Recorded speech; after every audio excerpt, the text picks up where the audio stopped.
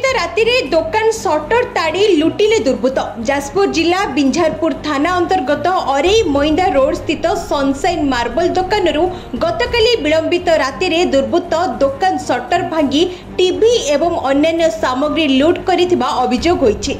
अभियोग अनुसार आज सकाळे पेपर हकर दे सटर तड़ा जाइथिबा देखि दुकान मालिक ब्रजमोहन बेहेरा को फोन जोगे जणाइबा परे ब्रजमोहन बेहेरा तंको दुकान लुट होइथिबा जानिबाको पाइथिले। या परे से बिंझारपुर पुलिस को जणाइथिले। दुई जण दुर्बृत्त मुहरे कपड़ा बांधी लुट करिथिबा सीसीटीवी कैमेरा रे कैद होइछि।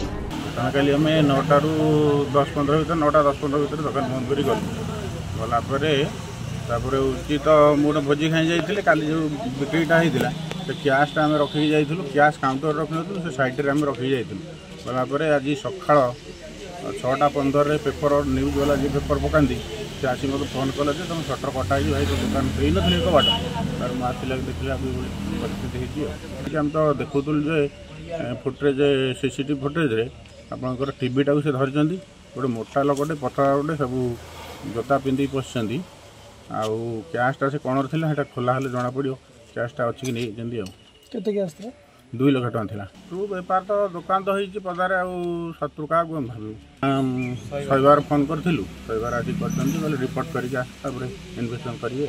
बिंझारपुर शुभकांत दासों रिपोर्ट फोकस प्लस।